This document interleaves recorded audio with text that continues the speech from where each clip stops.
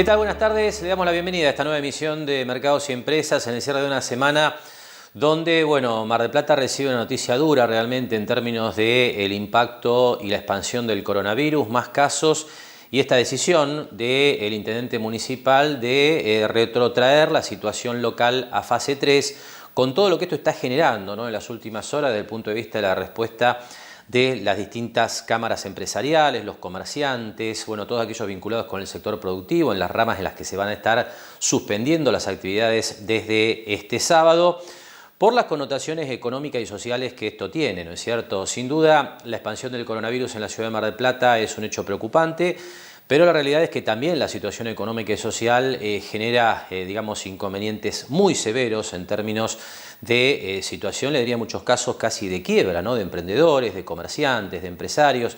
Así que una situación muy difícil que se va a extender por lo menos en principio durante los próximos 10 días y que habrá que ver, sin duda, qué grado de acatamiento tiene, ¿no es cierto? La decisión del intendente realmente es muy difícil, seguramente va contra sus mejores intenciones, pero evidentemente hay datos que tienen que ver con la situación epidemiológica de la ciudad de Mar del Plata que lo llevan a avanzar en esta situación. Realmente un desafío importante, no solamente para el intendente, sino para la sociedad en su conjunto en las próximas 10 jornadas. Más allá de esto, tenemos temas de mercado realmente muy importantes. Nosotros vamos a estar extendiendo estas cuestiones obviamente en el segundo tramo del programa, pero se está llegando a la etapa de cierre del canje de títulos de deuda, por lo menos en el tramo internacional. Esto se está dando en este cierre de semana. El lunes se van a conocer los datos, que se supone que van a ser positivos, y el martes cierra la primera etapa del canje de títulos con legislación argentina. Esto ha generado realmente muchas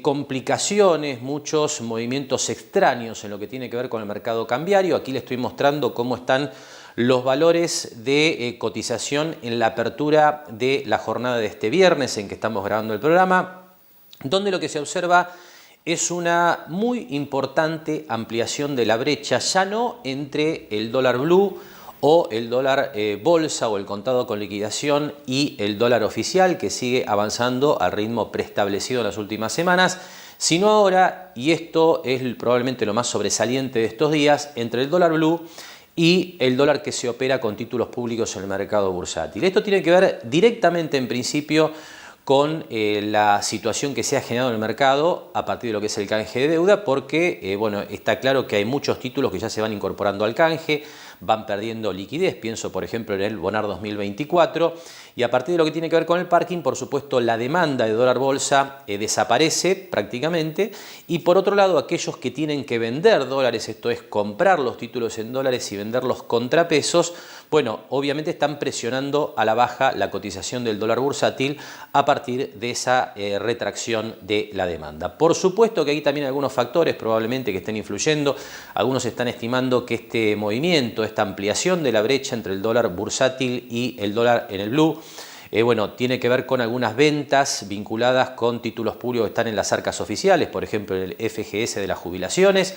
Pero esto no está tan claro porque evidentemente las complicaciones que está generando desde el punto de vista de la disposición de los títulos el canje de deuda en el tramo local seguramente justifican estos movimientos que estamos viendo en las últimas horas. Y el salto del blue tiene que ver claramente con que al no poder comprarse dólares en el mercado bursátil de manera simple y llana, como venía ocurriendo hasta el momento, por estos tiempos que tienen que ver con el canje de deuda, la demanda evidentemente está yendo al dólar blue y está presionando al alza la cotización. Siguen cayendo las reservas, este es el otro dato preocupante de la semana, que le reitero, vamos a estar extendiendo sobre el final de nuestro programa.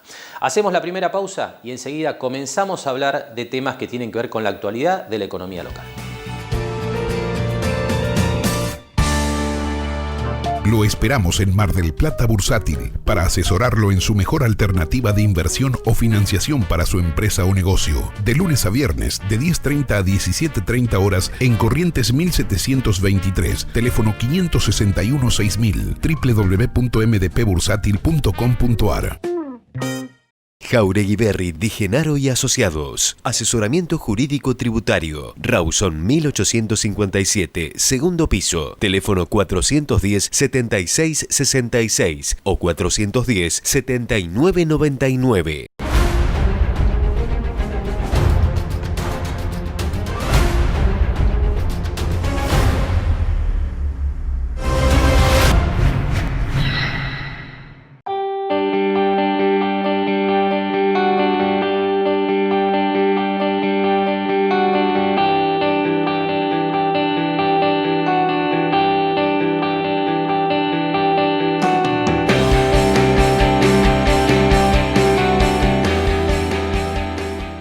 Seguimos trabajando para construir una Mar del Plata más sustentable. SEAMSE. Juntos somos infinitos. Bien, y comenzamos hablando del panorama en la producción agrícola, porque hay serios problemas con la producción de trigo en distintas partes de la Argentina, básicamente por lo que es, bueno, la extendida sequía, ¿no?, que están reproduciendo permanentemente los medios de comunicación, que se manifiesta en algunos casos muy graves realmente, con grandes incendios. Esto, por supuesto, preocupa porque una menor producción de trigo significa, bueno, evidentemente una suba del precio de este producto dentro del país, con el probable impacto sobre el pan y otros productos derivados del trigo, y además por lo que esto implica en términos de la generación de divisas para Argentina, porque el trigo claramente tiene un importante saldo exportable. Así que conversamos en la semana con el ingeniero Esteban Area, presidente de la Sociedad Rural Mar del Plata, para analizar qué está pasando con el impacto de la sequía en distintas zonas trigueras del país y también, por supuesto, particularmente aquí en el sudeste de la provincia de Buenos Aires. Desde hace ya un tiempo, muchos climatólogos venían diciendo que en Argentina se iba a dar un año niña.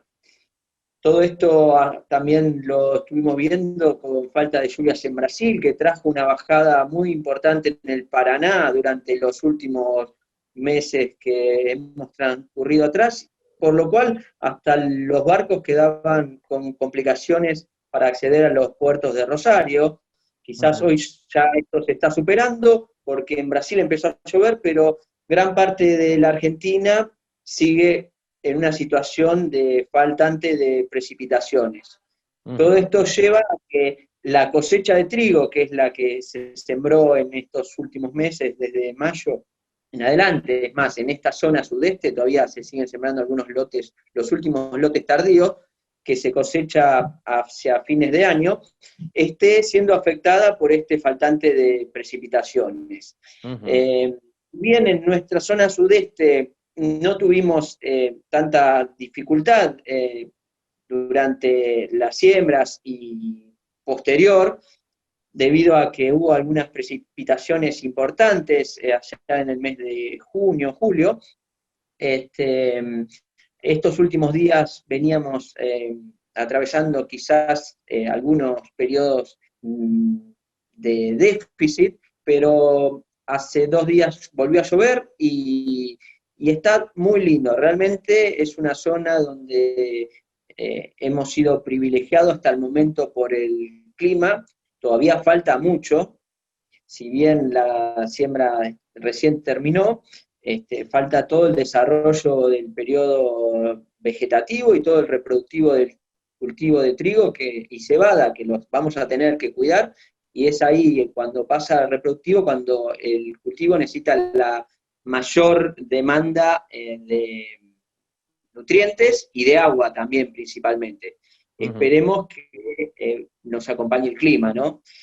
Esa es la situación en la zona del sudeste, de lo que hace el área de influencia de General Pueyrredón, Balcarce, Tandil y toda esta zona que uno trabaja. Bien.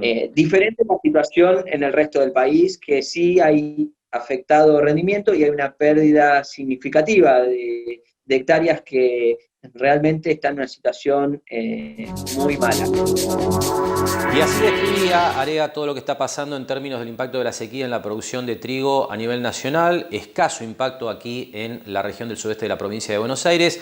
Y nos decía Area además que de cualquier manera hay que esperar para ver el impacto real de esta sequía, porque todavía hay tiempo para que en algunas zonas puntualmente haya una recuperación de los cultivos. Además, de cualquier manera nos manifestaba Area también alguna preocupación vinculada con las heladas en distintas zonas del país que también podrían generar un impacto negativo sobre la producción de este cereal. Pero tenemos un segundo tramo de la charla con Esteban Area, donde hablamos de otro de los temas que está generando mucha movida dentro de lo que es el sector agropecuario y que tiene que ver, por supuesto, con lo que es la producción, la generación de divisas para el país, que usted sabe que el campo es un productor de divisas por excelencia para la Argentina. En las últimas semanas, bueno, se ha venido hablando de distintas conversaciones entre el gobierno nacional y, cámaras de productores y exportadores para ver la posibilidad de que se acelere la liquidación de exportaciones. Así que ahí aparece, por supuesto, el tema de retención de granos, que ha sido un eje de debate importante en el país desde lo que fue la cosecha de soja en su punto más álgido. Y bueno, conversamos con Area justamente sobre este tema, ¿no es cierto? ¿Qué está pasando en términos de retención de granos? ¿Por qué el productor retiene granos? ¿Cuál es la explicación desde el punto de vista económico de las producciones agrícolas?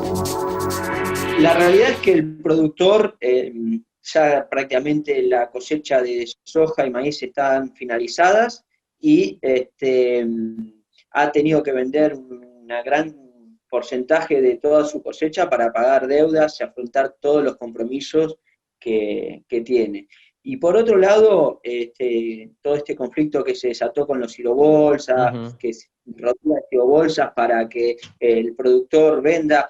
El productor utiliza los silobolsas para realmente guardar lo necesario para poder realizar nuevamente la siembra, ¿no? Hoy todos los insumos del campo están dolarizados y el único resguardo que puede tener el productor es a través de los cereales, que cotizan, tienen una relación directa en la cotización con el tipo de cambio del dólar, así que es como si fuera su moneda de resguardo ante el incremento permanente del tipo de cambio, ¿no? Que lo vamos viendo permanentemente. El productor no solamente tiene las retenciones, sino está el desdoblamiento cambiario, que influye negativamente en el margen bruto de la producción y en la rentabilidad definitivamente. Hoy por hoy muchos de los insumos que, como decía, están en dólares, pero a su vez los proveedores de insumos están aumentando el precio en dólares de sus productos por este tema del desdoblamiento cambiario. Sabemos que el dólar hoy no es el de 77 que está figurando en el Banco Nación, en el banco, sino es un dólar de arriba de los 120 pesos, que hoy más o menos están los dólares MEP o el Blue, y entonces de esa forma muchos de los proveedores de insumos, como tienen que pagar algunos las importaciones de productos con dólares, que en su momento salió una reglamentación del Banco Central donde deberían usar los dólares que tenían afuera, empezaron a subir los precios de los productos en dólares. Entonces, al productor cada vez se le dificulta más la siembra, es más costosa y tiene un costo mayor, por ende la rentabilidad tiende a disminuir. Las variables de ajuste, si bien tenemos un gasoil con un precio básicamente frenado, está pisado por el Estado, porque si al producirse un movimiento en los combustibles y básicamente en el gasoil, aumentan los fletes y aumentan todos los productos de la canasta básica, productos alimentarios, aumentaría todo, influye directamente en el campo porque es uno de los principales insumos del gasoil. Obras Sanitarias ofrece distintas vías de comunicación para que puedas realizar todo tipo de trámites desde casa. Ingresá en osmgp.gov.ar y descarga tu factura a través de nuestra oficina virtual o comunicate de 7 a 21 horas al 0810-666-2424. Somos OCE, siempre cerca.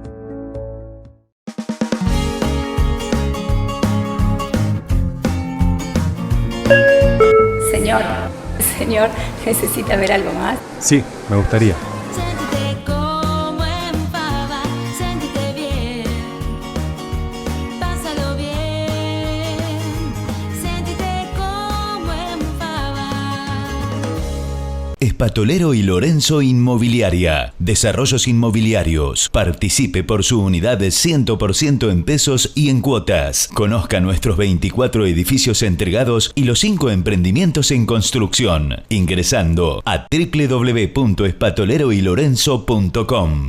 Terminal de Contenedores 2 de Mar del Plata. Trabajando por un puerto multimodal y una ciudad productiva. Descarga la aplicación Cuenta DNI de Banco Provincia en tu celular. Banco Provincia.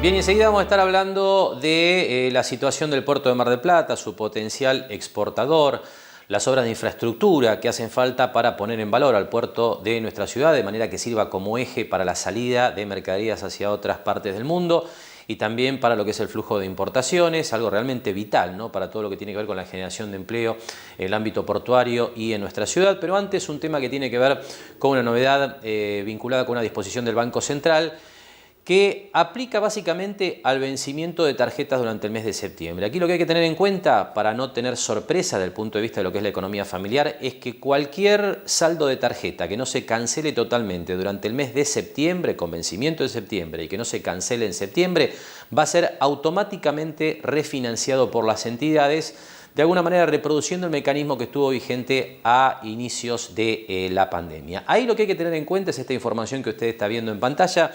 Le decía, la refinanciación es automática, no hay que pedirla y se va a dar con estas características que usted está viendo en este momento. Por un lado, 3 meses de gracia, con lo cual la primera cuota se paga durante el mes de enero. Después de ahí son 9 cuotas, enero y 8 más, con una tasa de interés del 40% anual masiva. Esta es una disposición del Banco Central que uno imagina van a cumplir a rajatabla las entidades, pero esto hay que chequearlo.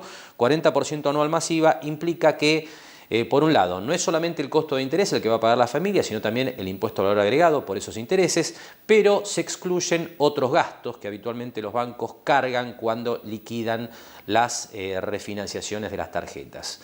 A tenerlo en cuenta. Por último, le destacamos lo que ve al pie de la placa, que esta refinanciación va a ser precancelable en cualquier momento. Es decir, si una familia quisiera cancelar la tarjeta durante el mes de febrero, va a poder hacerlo sin ningún cargo adicional, solo los intereses que se hayan devengado por el plazo que ha transcurrido desde la refinanciación. Así que le reitero, esto no hay que pedirlo a las entidades, va a ser automático el proceso de refinanciación en la medida en que una tarjeta vence en septiembre y no sea cancelada en su totalidad por su titular.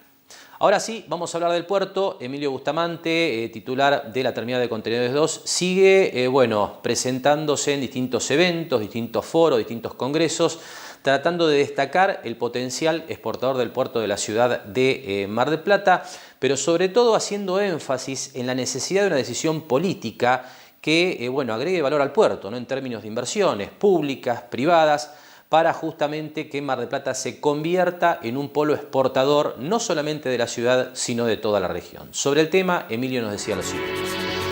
La desconexión con el puerto le quita a la región, a Mar del Plata y toda su región, de una gran cantidad de generación de mano de obra. Porque la generación de mano de obra en los países normales, que deberíamos ser, viene dada a través de los servicios.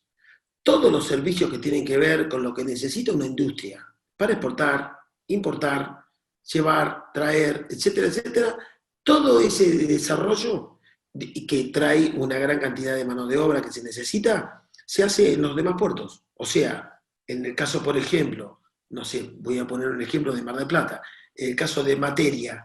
Materia es una firma muy importante que exporta miles de TEUs al año, 4.000, 5.000, a todo el mundo, Japón, Estados Unidos, en fin, Europa. Es muy importante, tiene una gran capacidad exportadora, pero está desligada del puerto. Entonces, ¿dónde tiene la base para exportar sus productos? En Dock Sud. Entonces, y allá es donde tiene hecho todo su desarrollo. Entonces, exporta por Dock Sud. Entonces, la mano de obra que trabaja en los servicios que tienen que ver con todo lo relacionado son camiones de Buenos Aires, las terminales de Buenos Aires, son miles de puestos de trabajo. Entonces, el caso de Materia es el caso de la industria textil, una parte de la industria pesquera, etcétera, etcétera. Entonces, ese es el problema que estamos teniendo en estas regiones. Bien, ahora Emilio, ¿pero por qué se da esto así? ¿Es porque el puerto no está en condiciones de generar confianza en términos del dragado y demás? ¿Hay intereses de terceros que juegan en esto? ¿Cómo lo ves vos? No, yo lo veo que no hay una decisión política. La decisión es política. O sea, acá los puertos son públicos. El puerto de Mar del Plata pertenece al Estado Nacional, que se le delegó hace 20 años, se le delegó a las provincias Y las provincias formaron consorcios portuarios. Esos consorcios portuarios, que era la idea, era que se formaran con gente de las cámaras, de distintos sectores, de 10 directores, que es el caso que tenemos en Mar del Plata, y entonces eso lo politizó totalmente. Entonces, ahí hay grupos que tiran para un lado, cada uno para su lado, unos para un lado, otros para el otro, bla, bla, bla, y entonces la provincia, que es la dueña del puerto, o sea, la nación es la dueña del puerto, pero se lo dio a la provincia. La provincia a su vez se lo delegó a un consorcio portuario. El consorcio portuario a su vez lo dejan los directores, y entonces ahí llegamos al tema de que por falta de visión, de ignorancia, etcétera, etcétera, no se toma una decisión política, que es decir, bueno, vamos a conectarnos con la ciudad. Entonces los intentos que se realizan son intentos políticos. Vamos a reunirnos con el presidente del parque industrial, porque la capacidad, ¿verdad? Todo verso. O sea, lo que hay que hacer es obras dirigidas a potenciar el puerto, para que sea un puerto exportador, importador, para lo cual hacen falta infraestructura, que lo podemos hacer los privados. Entonces, no lo hacen los privados, no lo hace el público, porque la parte pública, cuando no tiene la decisión, ya sabemos cómo es, y muchas veces no tiene la plata, puede pasar ahora, entonces eso va dejando de lado, y eso hace que se repercute en la ciudad. Y así enfatizaba el contador Emilio Bustamante, bueno, con su estilo habitual, ¿no es cierto? Muy llano y directo. Bueno, la necesidad de una decisión política para llevar adelante inversiones en el puerto de la ciudad de Mar del Plata, que ha venido perdiendo un protagonismo notable, ¿no?, en los últimos años, básicamente por la falta de obras. Temas como el dragado, nos decía Bustamante, se hace muy aisladamente, no se hace con la profundidad que el puerto necesitaría, y todo esto lleva a que el puerto local pierda la confianza de los operadores locales, de las empresas, básicamente, que dependen justamente del flujo de buques portacontenedores para realizar maniobras de exportación y de importación. En el segundo tramo de la charla, Emilio Bustamante destaca la importancia histórica del puerto de la ciudad de Mar del Plata a nivel de puertos oceánicos en la Argentina, y también señala las complicaciones que las empresas locales tienen a la hora de mover sus cargas por el puerto de la ciudad de Buenos Aires o incluso a través de camiones para hacer llegar sus exportaciones hasta Brasil. El puerto de Mar del Plata en el año 1922 fue el primer puerto que construyó la Argentina. Es un puerto oceánico y de ultramar. ¿Qué significa oceánico y de ultramar? Que está sobre el mar. Sobre el mar. Quiere decir que en 2 minutos estás en profundidades naturales. Anda la ballena, está en el coso, va para abajo, no sé. O sea, tiene, digamos, pasan los barcos más grandes del mundo, pueden pasar acá nomás. Entonces, ¿qué es lo que ha pasado? Al no hacer obras, obviamente el puerto se va separando de la profundidad, pero naturalmente es el puerto que creó la Argentina, y aparte, desde el punto de vista geopolítico y desde todo punto de vista, es equidistante con los puntos. Por eso después, a los pocos años, 7, 8 años, se inaugura la base naval, en la época de Hipólito Yrigoyen. ¿Por qué? Porque estaba cerca de todo, y además, la base de submarino de la Argentina, ¿dónde está? En Mar del Plata. ¿Por qué? Porque gana profundidad natural en unos minutitos, en unos segundos. En un ratito estás en profundidades naturales. ¿Qué es lo que ha pasado? Se ha venido desvirtuando este concepto, porque en total la pesca no necesita. Entonces viene un administrador y dice, la pesca, total, si lo tengo, está contento, no sé, Solimeno está contento, porque total los barcos de él lo necesitan. Y no es así. Es un análisis totalmente equivocado. Tuvimos el otro día, estuve charlando, bueno, pongo un ejemplo, pero todos los empresarios grandes piensan igual, necesitan el calado, porque necesitan exportar por este puerto, porque acá no les roban, acá lo tienen a 500 metros, el contenedor va y viene. Muchas veces tienen problemas que el contenedor dejó de funcionar, o lo que sea, y entonces está a unos metros de la solución. Hay veces que vas a Buenos Aires con un lote de 20 contenedores, y cuando estás allá, uno falló, y es un lote que va todo junto y no se puede separar. Entonces, tiene que esperar los 19, yo lo he visto, y vuelve uno. para Mar del Plata un camión. Llega acá y va a la planta de, no sé, de Giorno. Y ahí lo abren, bueno, vamos a desconsolidar. ¿Qué pasó? Pim, pam, pum. O sea, aduana, Senasa, cierra. Una locura teniendo un puerto.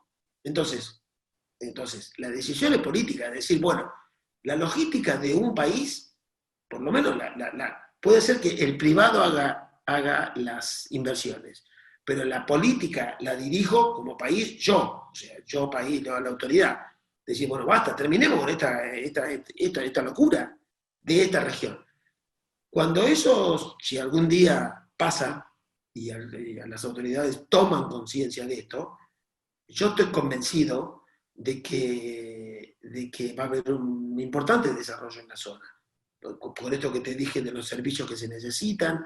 La gente cree que por ahí nosotros discutimos el camión que va a McCain hasta Brasil, que eso es otra locura, ¿no es cierto? Pero bueno, o Cabrales que viene con el café andando desde el norte de Brasil, 8 o 9 mil kilómetros. Un camión viene, brasilero, cruza la frontera, llega hasta acá al parque industrial, desconsolidan el contenedor y luego aduana, Senasa, y vuelve a Brasil el camión brasilero. Hace 9.000 kilómetros, una locura. Hoy tenemos el tema de la contaminación ambiental. ¿Cuándo vamos a empezar a mirar esos temas? Entonces, en algún momento, que se decida, se va a ver porque la necesidad del servicio existe.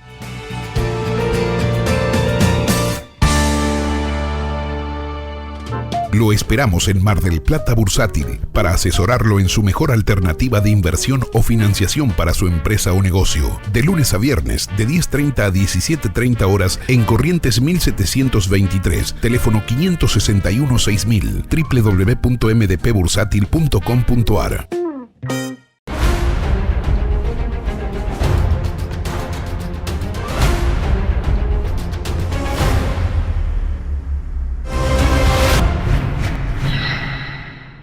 Jauregui Berry Di Genaro y Asociados. Asesoramiento jurídico tributario. Rawson 1857, segundo piso. Teléfono 410-7666 o 410-7999.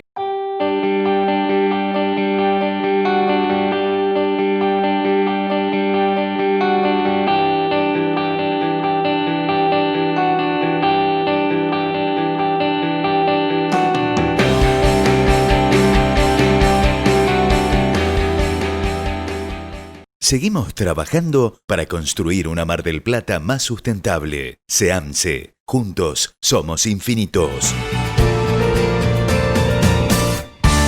Enseguida vamos a estar hablando ya de lo que ha ocurrido en la semana financiera, con las bolsas del mundo otra vez exultantes, con una clara tendencia alcista. La bolsa argentina, como siempre, en un mundo aparte, ¿no es cierto? No hay reacción, por lo menos hasta el mediodía del viernes en que estamos grabando este programa, en las acciones locales. Sí, algo mejor los títulos públicos nacionales, evidentemente en un mercado distorsionado, como le decía en la apertura, por lo que es la reducción del volumen operado a escasos días del cierre de la primera etapa del canje local. Pero antes hacemos referencia a lo que está ocurriendo en el mercado asegurador, donde por supuesto hay una caída de producción notable cuando uno compara lo que está ocurriendo en 2020 contra el año 2019. 8% aproximadamente la caída en términos generales en la industria, 12% aproximadamente la caída en lo que tiene que ver con seguros de automóviles y hasta 14% en lo que tiene que ver con riesgos de trabajo. Claramente todos estos números, describen una realidad dura en el sector que en los últimos meses ha venido trabajando, y esto tiene que ver con la actividad de los productores básicamente,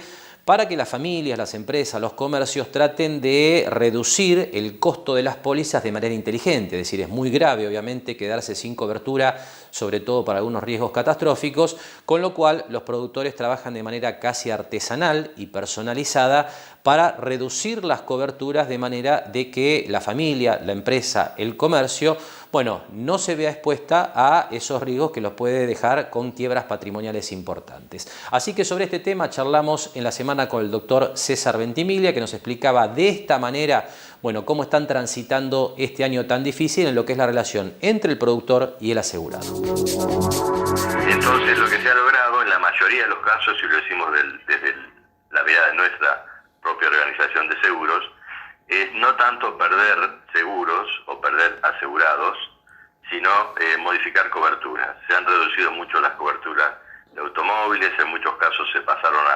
a cubrir únicamente en garage, en otros casos los que tenían seguros con franquicias bajas se los pasó a seguros con franquicias más altas. Es decir, hay todo un impacto económico de las consecuencias de la pandemia que se traduce en la posibilidad de absorber gastos fijos que tienen todos, y eso se termina negociando. Pero en general no es que se pierdan seguros, sino que se reducen coberturas.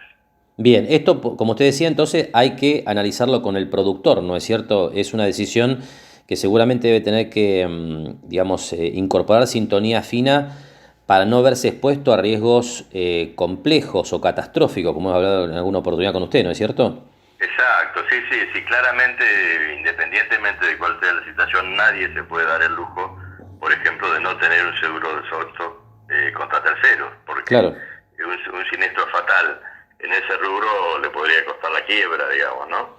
De manera que nosotros, bueno, asesoramos en ese sentido, privilegiamos la cobertura de los riesgos catastróficos o muy graves. La gente lo entiende, porque en definitiva para eso es el seguro, ¿no? Es decir, básicamente para cubrir aquel evento que uno no podría absorberlo con su capacidad económica corriente.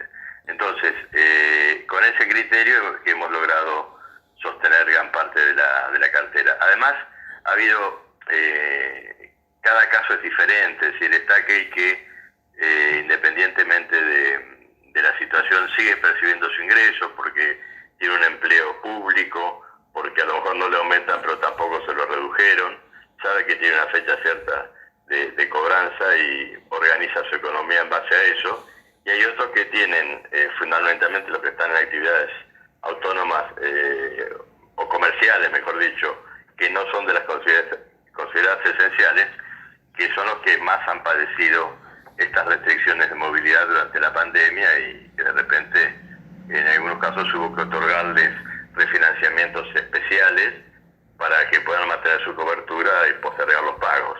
Por eso digo, ha sido un trabajo muy a medida, digamos, muy persona a persona, muy caso por caso, pero podemos decir que en general se ha logrado la retención de la cartera, ya digo, en muchos casos con reducciones de las coberturas.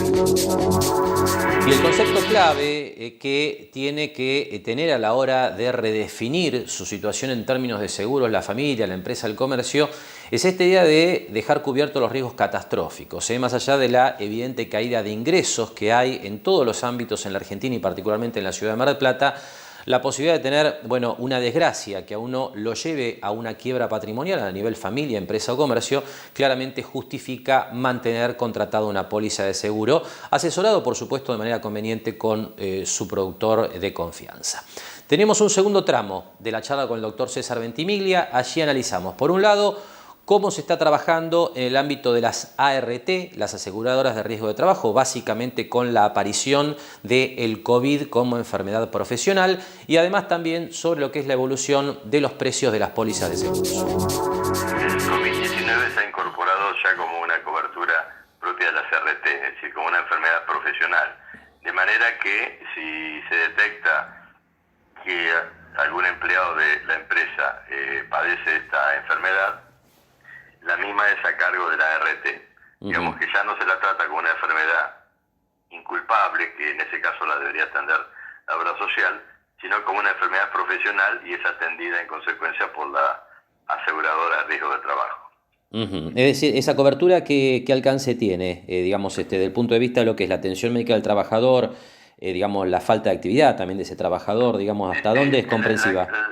La cobertura de la ART es integral, es decir, cubre tanto los gastos médicos, de internación, de intervenciones quirúrgicas, de prótesis, como los salarios caídos. De manera que en ese sentido el obrero o el empleado mantiene intacto su ingreso, y la cobertura médica la otorga la aseguradora de riesgo de trabajo. Está claro. Por último, César, le pregunto por los valores de las pólizas, porque estamos en un contexto que seguramente es el más difícil que uno puede imaginar en materia económica, que es una muy fuerte caída de la economía, esto es un estancamiento, pero con pendiente claramente negativa, no hay crecimiento, y por otro lado tenemos una inflación importante. Entonces, ¿qué pasa con los precios de ese entorno donde hay una menor demanda, pero también hay costos que suben? ¿Qué está pasando?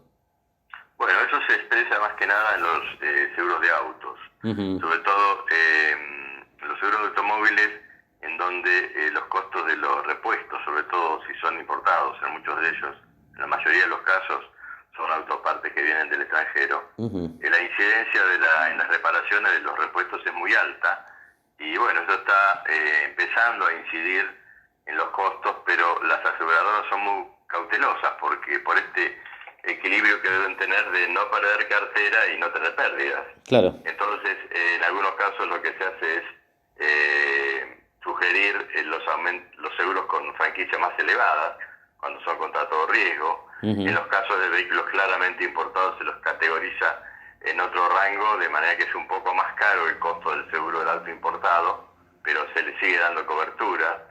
Lo que, bueno, se mantiene rezagado es el costo de la mano de obra, que es una variable que, como tiene que ver con la oferta y demanda, los talleres, digamos, prefieren seguir en actividad, y es el rubro que menos se toca. Pero en el caso de los vehículos se da la situación de que técnicamente a veces se llega a lo que se denomina destrucción total, porque el costo de la reparación hace que rápidamente se llegue a los valores del precio total de la unidad. Cuando en realidad uno mira el vehículo, mira una foto del vehículo y dice, esto tiene un choquecito acá en la punta, parece insignificante, pero digo, si tiene repuestos caros y algún componente electrónico importado, seguramente si no es un coche de último modelo, la reparación va a costar un valor muy cercano al valor de la unidad, y finalmente se termina determinando la destrucción total, se le da de baja el vehículo y se le paga el 100% del asegurado. De esta manera, la compañía se saca un problema porque resuelve el siniestro y no tiene que estar pendiente de conseguir elementos importados que a lo mejor no se consiguen, o de hacer reparaciones que tal vez no garanticen que quede bien la unidad. De manera que se están dando muchos casos de destrucción total, en donde se indemniza el total del vehículo y se lo da de baja en el registro automotor. Y del panorama en el mercado asegurador pasamos ya a hablar de lo que ha sido la semana de las bolsas del mundo. En un rato vamos a estar compartiendo la charla habitual con Adriana Figliolo, directamente desde el cierre de las operaciones vinculadas con los negocios en Mar del Plata Bursátil.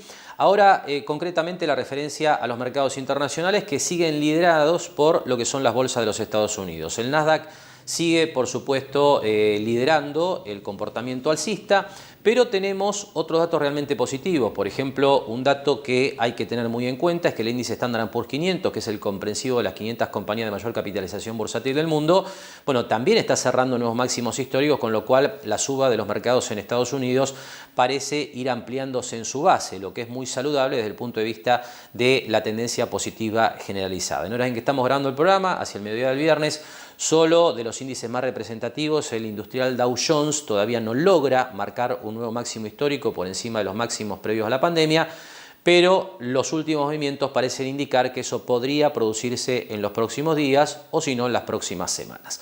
Pero vamos a ver esto como siempre con el apoyo de los gráficos. Comenzamos como siempre por el índice Nasdaq, que continúa liderando el movimiento alcista de la bolsa de los Estados Unidos, nuevo máximo para el cierre del Nasdaq esta semana en 11.995,85. Hablamos del índice Nasdaq 100, que agrupa a las mayores empresas de tecnología del mundo, y bueno, la tendencia es claramente positiva y sostenida, como hemos venido comentando ya en los últimos meses. El dato clave de las últimas semanas es que el índice Standard & Poor's 500 también ha marcado un nuevo máximo histórico post pandemia. Esta zona de 3.393,52 era el máximo que teníamos previo a la pandemia. Esta es la muy fuerte caída que se vivió entre febrero y marzo, y a partir de allí la recuperación, que al extenderse por encima del máximo previo realmente pone en muy buenas condiciones no solamente a las acciones tecnológicas que están agrupadas en el Nasdaq, sino que también la base de la mejora del mercado americano comienza a ampliarse, y es así que vemos subas en distintos sectores. Es realmente muy positiva la tendencia en la bolsa de los Estados Unidos. Otro de los datos claves de estos días tiene que ver con que los mercados emergentes también han logrado superar la línea de tendencia bajista que venía desde los máximos de 2018, algo que veníamos comentando ya extensamente en las últimas semanas. Esto a partir de lo que es un nuevo máximo para los últimos años del mercado chino, que tiene buena participación en el índice de mercados emergentes, pero esto puede sugerir que la recuperación de China también se traslade a otros mercados del área de emergentes. Esto podría beneficiar al mercado argentino, obviamente que vive una condición muy especial, que es lo que vemos finalmente, donde todavía está claro que la tendencia no está claro que haya cambiado. Sí hay algún indicio de que el piso de los meses de marzo y abril no ha sido vulnerado, el mercado ha tenido una recuperación importante desde ese piso, hasta el máximo que viéramos después de que se anuncia el acuerdo por la deuda con los acreedores externos. A partir de allí la caída, y bueno, aquí lo que nosotros entendemos es que para pensar en una recuperación más sostenida, en un cambio de tendencia, el índice Merval en dólares, que es lo que tenemos en este momento en pantalla, debería superar esta zona que está minada de promedios de precios, que son resistencias. Tenemos el promedio de precios de corto plazo, también el de mediano y el de largo plazo, con lo cual entendemos que una superación amplia de la zona de 405 a 430 puntos sería un elemento clave para pensar en que la bolsa argentina también ha cambiado de tendencia. No hay que olvidar que el mercado local viene de una caída muy profunda desde lo que fueran los máximos del año 2018 en $1.800, ahora estamos en la zona de 380, con lo cual está claro que si el mercado cambia de tendencia y progresivamente la economía se normaliza, hay lugar para una recuperación sostenida del mercado accionario. Pero por supuesto esto se da por etapas, y la primera de ellas debería ser, desde el punto de vista técnico, la superación de esta zona minada realmente de resistencia. Y hasta aquí entonces el panorama semanal de las bolsas. Hacemos la última pausa ahora en Mercados y Empresas, y enseguida compartimos la habitual charla con Adriana Figliolo de Mar del Plata Bursátil.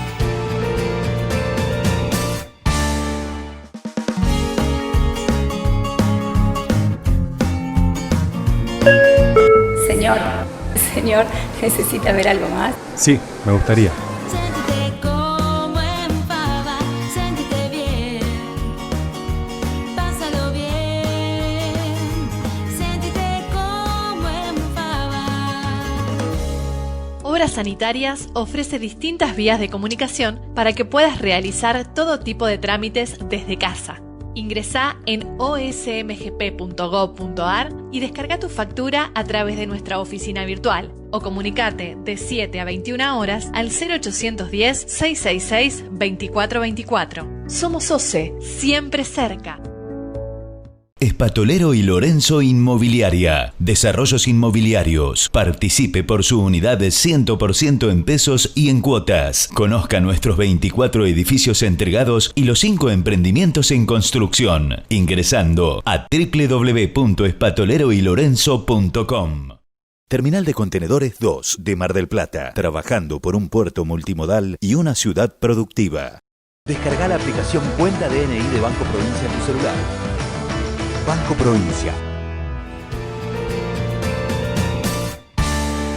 Último tramo de Mercados y Empresas, y tiempo entonces de compartir la charla sobre el cierre del mercado del viernes con la contadora Adriana Figliolo, gerente de Mar del Plata Bursátil. Una semana claramente signada por lo que es la cercanía del cierre del canje de deuda. Realmente una semana terrible, terriblemente pesada, porque bueno, la cantidad de gente que tiene bonos de legislación nacional realmente no tiene sentido el tiempo que le dieron a los de legislación extranjera, porque es, bueno, yo siempre digo, teníamos 80 contra 700, entonces realmente eso, sumándole la penalidad que hay para la aceptación, si no entras en el plan de aceptación temprana, realmente la gente que no lo sabe, nosotros estamos haciendo una campaña súper intensiva y quizás mandándole 2, 3 mails, mandando WhatsApp, porque realmente se están perdiendo un cupón que es muy interesante que se lo paguen hasta el 4 de septiembre. Entonces realmente seguimos, o sea, ya nos quedan menos, nos quedan 200, creo, 180, pero bueno, hemos hecho un trabajo realmente de cepillado de todos los clientes.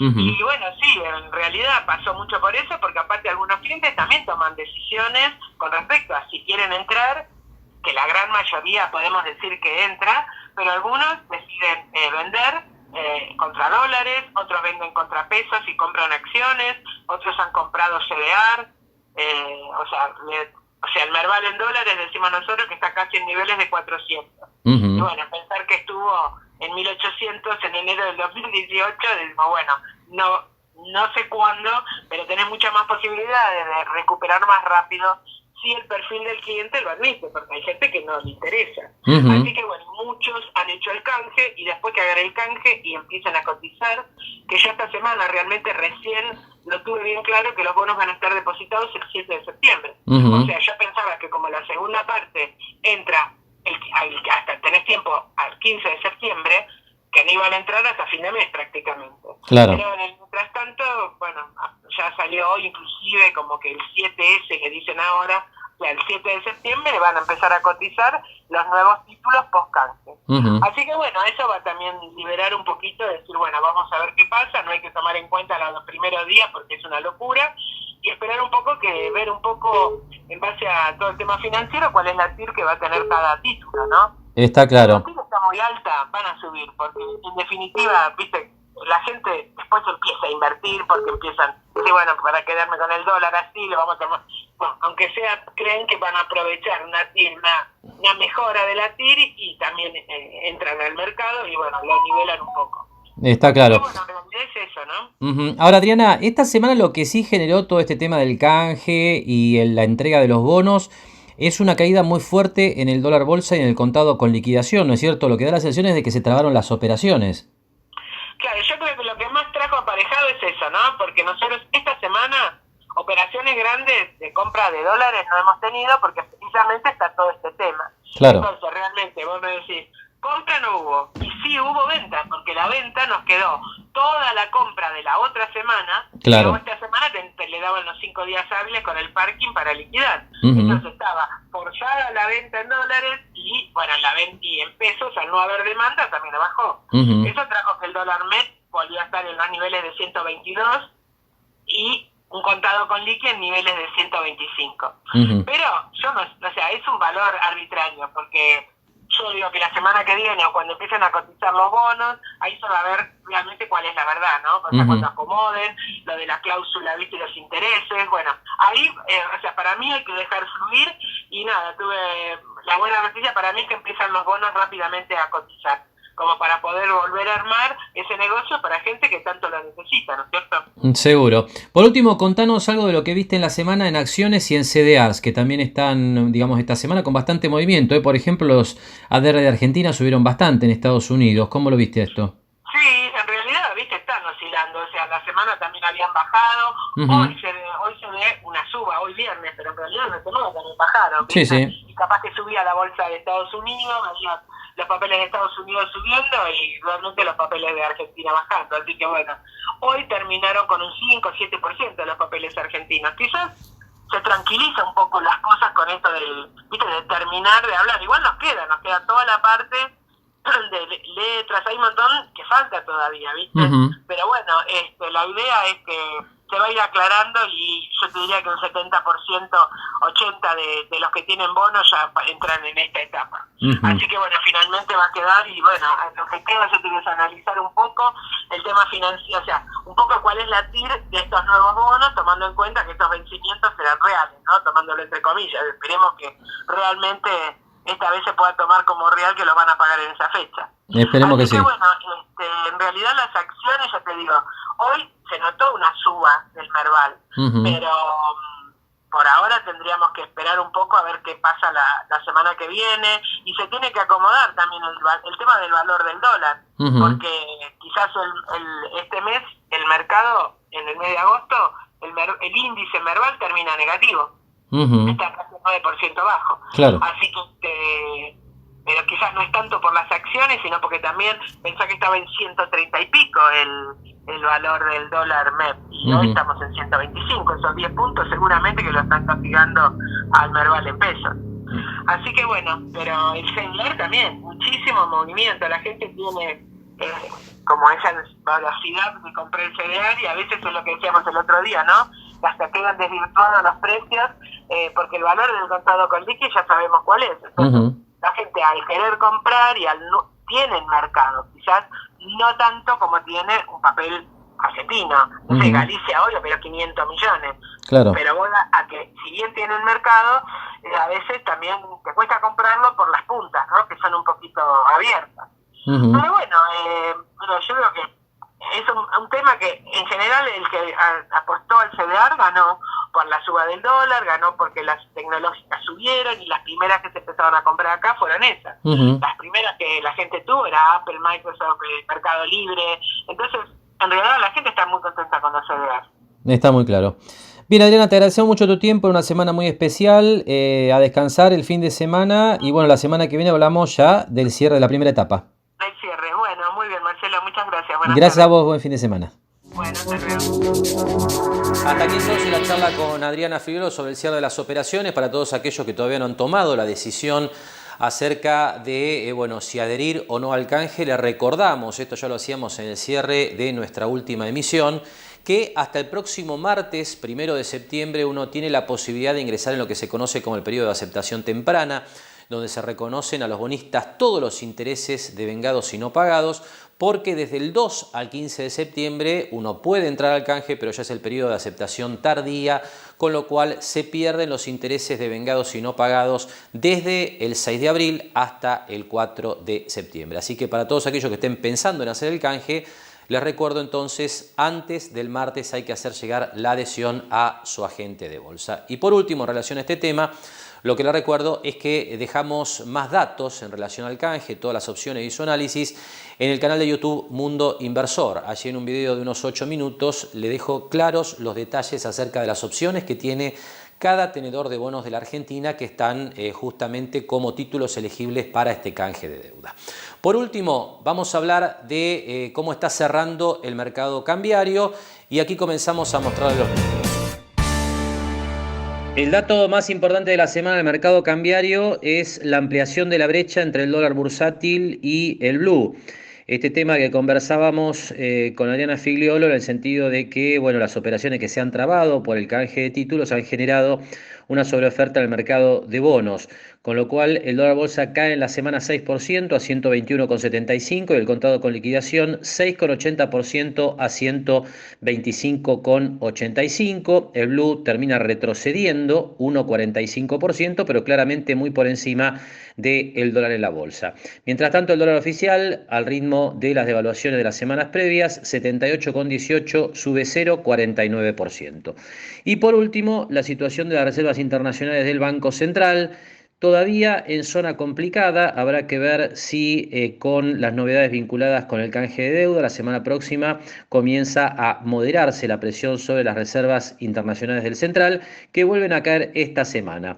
El viernes previo teníamos 43.048 millones de dólares y el último dato de este viernes 28, 42.915 millones de dólares.